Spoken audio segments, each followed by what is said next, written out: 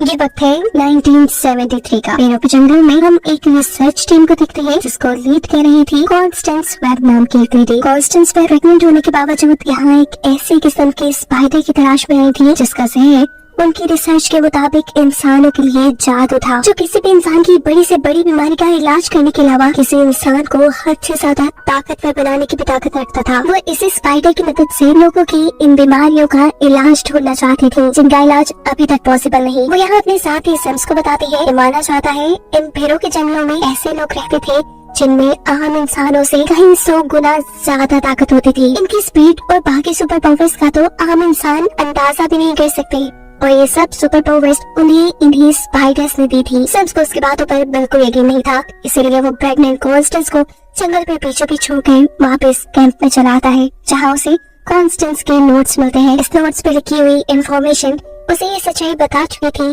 कि कॉन्स्टेंस बिल्कुल सच बोल रही थी। वो कॉन्स्टेंस के सभी नोट्स की पिक्चर्स बना लेता है, और इससे पहले कि अब वो कॉन्स्टेंस के पीछे जाता, बहुत ही खुशी से चिल्लाते हुए कॉन्स्टेंस यहाँ आती है क्योंकि उसकी तलाश खत्म हो गई थी। उसे वो स्पाइडर मिल चुका था जिसका जहर किसी का भी इलाज कर सकता था। उसकी खुशी देखने वाली थी। वो एक्साइटेड होकर अपने टीम मेंबर्स को वो स्पाइडर दिखा रही थी कि तभी पीछे से सिम्स अपनी टीम के 2 मेंबर्स को गोलियां मार के खत्म कर देता है। कॉन्स्टेंस को समझ नहीं आ रहा था कि सिम्स ने ऐसा क्यों किया। तभी सिम्स उसके सामने आता है और कहता है, ये जार शराफत से मेरा वाला कर दो, ये स्पाइडर सिर्फ मेरी है और इसका इस्तेमाल सिर्फ मैं ही करूंगा। वो लगातार कॉन्स्टेंस से स्पाइडर वाला जार छीनने की कोशिश में था। इस सारी लड़ाई में सिम्स के हाथ में मौजूद गन चल जाती है जिससे कॉन्स्टेंस अब जख्मी हो चुकी थी। ये सेल्फिश इंसान सिम्स ये भी ख्याल नहीं करता कि कॉन्स्टेंस जख्मी है और प्रेग्नेंट है। वो बस उसके हाथ से स्पाइडर वाला जार लेता है और उसे मरने के लिए ही अकेला छोड़कर वापस चलना चाहता है। कॉन्स्टेंस बिल्कुल मरने वाली थी और इस टाइम कॉन्स्टेंस की जान बचाने के लिए एंट्री करते हैं उसी ट्राइब के लोग जिसकी कहानी कॉन्स्टेंस सिम्स को सुना रही थी। कॉन्स्टेंस को उठाकर वो एक गार में बने तालाब में ले जा चुकी थी। यहाँ वो एक स्पाइडर को उसे कटवा कर उसका इलाज करना चाहती थी, लेकिन कॉन्स्टेंस की हालत बिगड़ती जा रही थी क्योंकि अब वो वक्त भी आ गया था जब वो अपने बच्चे को जन्म देती। कॉन्स्टेंस के पास इस टाइम एक बेटी पैदा होती है जिसका नाम वो लोग केसी रखते हैं। केसी के पैदा होने के बाद कॉन्स्टेंस की हालत और भी बिगड़ चुकी थी। इस टाइम पर उस ट्राइब का लीडर जो अभी कॉन्स्टेंस का इलाज कर रहा है, उससे वादा लेता है कि जब भी लड़की अपने सवालों के साथ यहाँ वापस आएगी तब तक मैं इसका इंतजार करूंगा। सीन्स अब यहीं से कट हो जाती है और हमें प्रेजेंट का यानी 30 साल बाद का वक्त दिखाया जाता है, जहाँ पे केसी बड़ी हो चुकी है और वो पैरामेडिक के लिए काम करती है। इलाज करना उसकी जॉब है। इस इमरजेंसी वैन में उसका कलीग है बेन केसी को अपने भाई और उसकी वाइफ के बेबी शावर में इनवाइट करता है, जिसके लिए केसी मान चुकी थी। ड्यूटी ऑफ होने पर केसी अपने घर आती है और हर रोज की तरह अपने बेड के नीचे से अपनी मोम का सूटकेस निकाल कर उनकी चीजें देखना शुरू कर देती है, उनकी रिसर्च नोट्स वगैरह। अभी मैं ये सब देख रही थी कि तभी उसे बेन की इमरजेंसी कॉल आ जाती है। शहर में ब्रिज के पास एक बहुत बड़ा एक्सीडेंट हुआ था। एक गाड़ी पुल से आधी नीचे लटकी हुई थी जिसमें एक आदमी फंस चुका था। केसी उस गाड़ी के अंदर जाकर बेन की मदद से उस आदमी की तो जान बचा लेती है, लेकिन बदकिस्मती से वो खुद इसी गाड़ी में लॉक हो चुकी थी और गाड़ी के डिसबैलेंस होते ही वो पानी में गिर जाती है। पानी के अंदर जाते ही उसकी आंखें खुली थी। उसे पहली मर्तबा में इतने सारे चिमकते हुए वेब्स देखे थे। ये वेब ऑफ लाइफ थे। ये वेब ऑफ लाइफ यहाँ किसी को उसका फ्यूचर दिखाते हैं। उसके अगले लम्हे में क्या होने वाला था केसी यहाँ देख चुकी थी। इससे पहले कि वो कुछ रिएक्ट करती, यहाँ अचानक उसकी आंख खुलती है और वो देखती है कि वो पानी से बाहर आ चुकी है। उसे रेस्क्यू करने वाला बेन था जो उसे बता रहा था कि तुम 3 मिनट। अब वो किसी को चेक करता है और देखता है कि अचानक से केसी का ऑक्सीजन लेवल 79 से बढ़कर 89 पे चला गया है। यही चीज एक और मर्तबा रिपीट होती है और केसी बेन से पूछती है, अभी तो तुमने मेरा ऑक्सीजन लेवल चेक किया था। लेकिन बेन ये सब पहली मर्तबा कर रहा था और उससे पहले जो ये सब हुआ वो केसी ने अपने माइंड में देख लिया था। केसी को लगा कि ये सब उसका इल्यूजन है, इसलिए वो उठ के यहाँ से चलनी चाहती है। सीन कट हो गए, हमें अब सिम्स को दिखाया जाता है। सिम्स एक बहुत ही अमीर इंसान बन चुका है और वो आज एक सिक्योरिटी में काम करने वाली लेडी को अपने घर लेकर आया है। ये लोग यहाँ कुछ टाइम स्पेंड करने के बाद सो जाते हैं और सोते हुए सिम्स को एक ख्वाब आता है। वो देखता है कि 3 स्पाइडर सूट पहने हुए लड़कियां उससे उसकी स्पाइडर को लेने के लिए लड़ रही है और ऐसा करते हुए वो उसे मार देती है। यहाँ देखते ही सिम्स डर कर उठ गया। असल में वो स्पाइडर आज भी उसके पास थी। सिम्स ने क्योंकि उस स्पाइडर से अपने आप को कटवा लिया था, इसलिए फ्यूचर देखने की सुपर पावर्स सिम्स के पास भी आ चुकी थी। हर रात सिम्स को उसके फ्यूचर का इल्यूजन आता था कि किस तरह 3 लड़कियां आकर उसे मार देंगी। इसलिए सिम्स ये दिन आने से पहले ही उन तीनों लड़कियों को मरवाना चाहता है। ऐसे में काम आएगी उसके पास लेटी हुई वो सिक्योरिटी एजेंसी की एक लेडी, जिसे वो यहाँ झांसा देकर उसके नए बनाए सॉफ्टवेयर का कोड पूछ लेता है, जिसकी मदद से किसी भी इंसान को उसके फेस के जरिए ढूंढा जा सकता था। कोर्ट पर चलते ही वो इस लेडी का हाथ पकड़ के उसकी बॉडी में अपने अंदर का जहर इंजेक्ट करके उसे मार देता है। अब देखते हैं कि आज कैसी बन के घर आई थी। यहाँ बेबी शॉवर चल रहा था और सभी लोग बैठे हुए बेबी जेंडर गेस कर रहे थे। उसी टाइम अचानक ही एक लड़की कहती है, चलो बेबी का जेंडर तो गेस करें। उसके बाद सुनकर केसी उसे कहती है, अभी तो ये हमने किया। केसी की बात सभी लोगों को अजीब लग रही थी। मतलब इस मर्तबा भी उसने आने वाला पल पहले ही देख लिया था। इससे पहले कि वो यहाँ कुछ समझ पाती, उसे बेन एक इमरजेंसी के लिए बुला के यहाँ से ले जाता है। इमरजेंसी पे वो देखती है कि उसी के को-वर्कर का एक्सीडेंट हो गया है, जिसकी वो जान बचाने की कोशिश कर रही थी। लेकिन अगली पल उसे अपना वही को-वर्कर ट्रक की तरफ जाता हुआ दिखाई दे रहा था। वो उसे रोकने की भी कोशिश करती है, लेकिन को-वर्कर ट्रक में बैठ जाता है। लम्हा गुजरते ही उसके ट्रक का एक्सीडेंट होकर उसकी बिल्कुल वैसे ही मौत हो जाती है जैसे कैसी ने अभी कुछ से पहले देखी थी। और इस वाक्य की बात आती है कि उसे ऊट-पटांग के इल्यूजन्स नहीं आ रहे, बल्कि वो किसी वजह से फ्यूचर देख पा रही है। किसी उन लम्हों को पहले ही देख लेती है जो कुछ देर बाद होने वाले होते हैं। सिम के लोकेशंस को दिखाया जाता है जो सिक्योरिटी सॉफ्टवेयर को अपनी हैकर के जरिए हैक करवा चुका था। इसी सिक्योरिटी सॉफ्टवेयर की मदद से उसे न्यूयॉर्क के हर सिक्योरिटी कैमरे का एक्सेस मिल जाता है और अपनी इन्हीं हैकर के जरिए वो इन तीनों लड़कियों की तस्वीर भी बनवा लेता है जो रोज उसके ख्वाब में आती थी। इन लड़कियों की एज देखते हुए सिम्स ये बात समझ चुका था कि अभी ये लड़कियां यंग है, इन्हें इनकी प्रोफाइल नहीं मिली। सिम्स का ख्याल था कि इन्हें छोटी उम्र में ही प्रोफाइल्स मिलने से पहले ही मार दिया जाए, ताकि पावर्स मिलने के बाद उसके लिए काम मुश्किल न बन जाए। यहाँ अपने कुली की मौत पे परेशान किसी अपने घर पर थी। वो ओवन में अपना खाना गर्म कर रही थी, तभी अचानक वो देखती है कि एक कबूतर उड़ते हुए उसकी खिड़की से टकरा कर मर गया। वो ये सब देख रही थी कि अचानक ओवन की बीप बचने पर उसका ध्यान भटक जाता है। वो विंडो की तरफ दोबारा देखती है तो वहाँ ना तो कोई मरा हुआ कबूतर था और ना ही उसकी विंडो टूटी हुई थी। किसी कबूतर को देखने के लिए विंडो के पास जाकर विंडो खोल देती है और अगले ही पल सामने से उड़ता हुआ कबूतर आकर उसकी विंडो के आगे बैठ जाता है। किसी की विंडो खोलने की वजह से वो कबूतर मरने से बच गया था और इस वाक्य से किसी को ये बात समझ आ गई थी कि वो जो फ्यूचर देखती है वो उसे बदल भी सकती है। उसे अभी रिग्रेट होने लगा था कि वो अपनी क्ले की मौत को रोक भी सकती थी, लेकिन वो ऐसा नहीं कर पाई। वो ये सारी चीजें बेन से शेयर करना चाहती थी, इसलिए वो घर से निकलकर मेट्रो स्टेशन आ जाती है, जहाँ हम दिख रही है कि सिम्स पहले से ही मौजूद है, क्योंकि सिम्स को उसकी हैकर ने बताया है कि वो तीनों लड़कियां जिसे सिम्स मारना चाहता है वो इस टाइम मेट्रो स्टेशन में है। यहाँ किसी भी जो इन तीनों लड़कियों की ट्रेन में बैठी हुई थी, वो इन तीनों लड़कियों का चेहरा देखते ही उनकी मौत देख लेती है। जो आदमी किसी के ख्याल में इन तीनों लड़कियों को मार रहा था, यानी सिम्स, उसे वो अब सामने वाले अपार्टमेंट से ट्रेन के इस अपार्टमेंट पे आता हुआ भी देख लेती है। वो इन तीनों लड़कियों को जल्दी से यहाँ से उठाती है और ट्रेन से बाहर निकाल लेती है। बाहर निकलते ही लड़कियां तो उसकी बात समझ ही नहीं पा रही थी। वो ट्रेन के अंदर सिम्स को देखती है जो इन तीनों लड़कियों के ऊपर नजर रखे हुए था। किसी इन तीनों से कहते हैं, जल्द ही तुम तीनों को इस स्टेशन से बाहर निकलना होगा, लेकिन ये तीनों उसकी एक नहीं सुनती और शोर कर करके लोगों को यहाँ बुलाना शुरू कर देती है। इससे पहले कि यहाँ कोई आता, कैसे इन तीनों को स्पाइडरमैन जैसा सूट पहने हुए आदमी को इनकी तरफ आता हुआ दिखाती है। वो आदमी तेजी से इन तीनों की तरफ बढ़ा था, इसलिए कैसी इन तीनों को लेकर एक ट्रेन के अंदर चढ़ जाती है और अब वो आदमी भी इस ट्रेन के ऊपर आ चुका था। इस आदमी से बचाने के लिए किसी इन तीनों को अब ट्रेन से निकाल कर ग्राउंड फ्लोर पर ले आई थी, लेकिन वो जानती थी कि वो आदमी अभी तक उनके पीछे है। वो इन तीनों को मेट्रो स्टेशन से बाहर ही ले जाने वाली थी कि पुलिस ऑफिसर्स उसे पकड़ लेते हैं।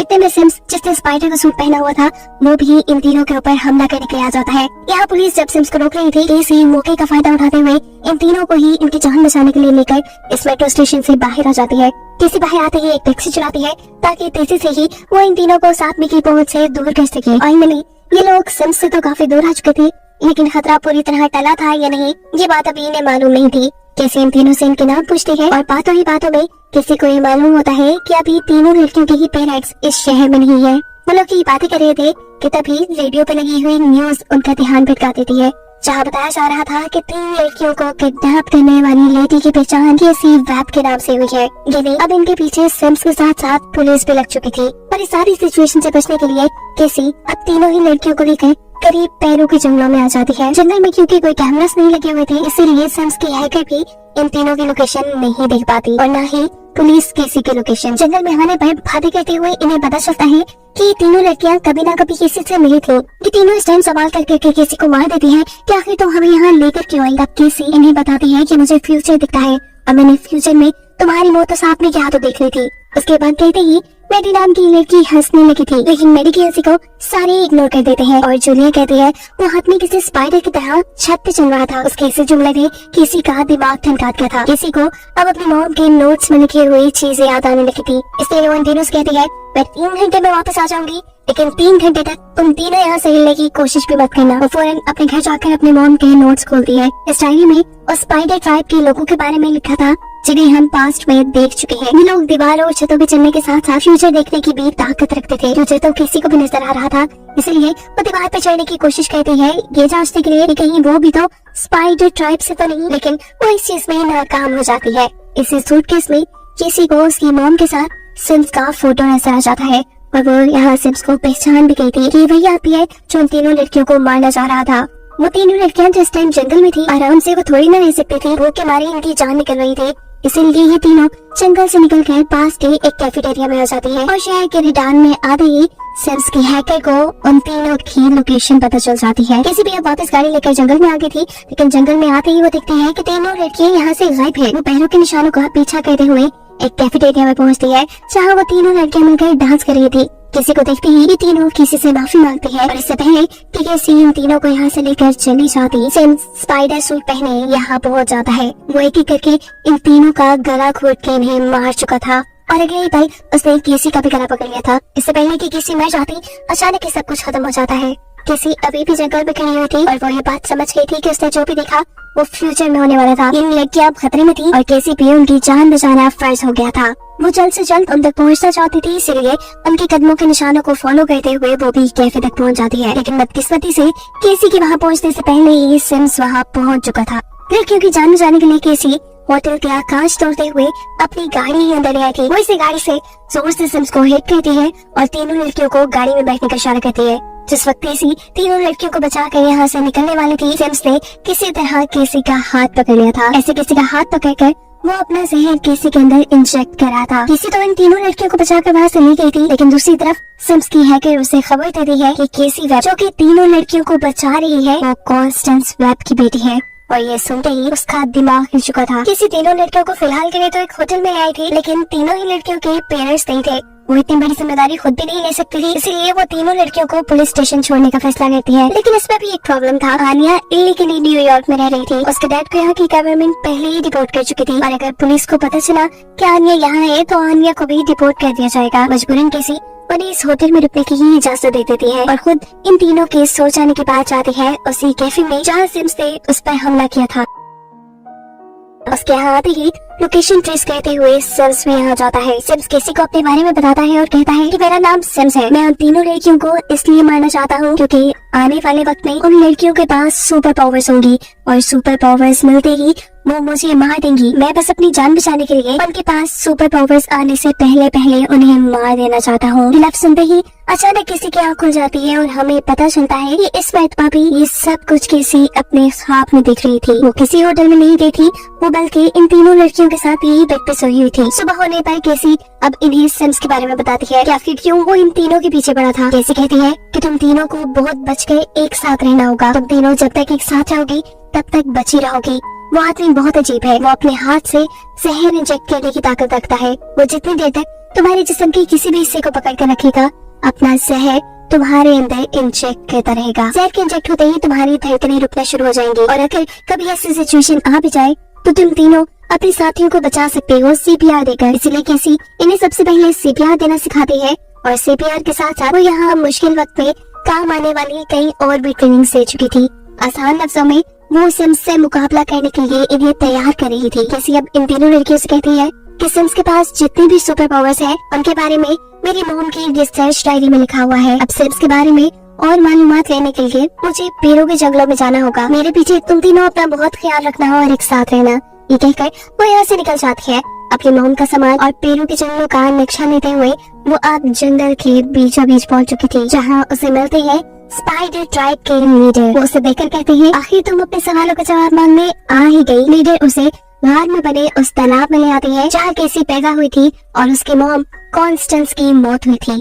इस जगह को देखते हुए केसी नाराज से लग रही थी। वो लीडर से कहती है पता नहीं क्यों मेरी मॉम ने इस जगह आने के लिए मेरी जान को खतरे में डाल दिया था। लीडर मुस्कुराते हैं और कहते हैं ये सारी कहानी जानने के लिए तो तो तुम्हें उस वक्त में जाना पड़ेगा जब तुम पैदा हुई थी। तुम्हारी कहानी तो तुम्हारे पैदा होने से पहले ही शुरू हो गई थी। लीडर किसी को एकदम से झटका देते हुए उसके सोल को उसकी बॉडी से बाहर निकाल देते हैं। किसी की सोल वहाँ तालाब के पानी में गिर जाती है और उसके इर्द गिर्द वेब ऑफ लाइफ बन जाता है। ये वेब ऑफ लाइफ उसे उस वक्त मिल गया था जब उसकी मॉम यहाँ जंगलों में उस स्पाइडर को ढूंढने के लिए आई थी। वेब ऑफ लाइफ ने एक ही लम्बे में किसी को सब कुछ दिखा दिया था। कॉन्स्टेंस के स्पाइडर को ढूंढने से लेकर उसको गोली लगने, किसी के पैदा होने और कॉन्स्टेंस के मरने तक सब कुछ। ये सब देखकर किसी भी अपनी कहानी नहीं समझ पाई थी, इसलिए वेब ऑफ लाइफ उसे वक्त में थोड़ा और पीछे लेकर जाता है जब किसी की मॉम यानी कॉन्स्टेंस डॉक्टर से मिलने आई है।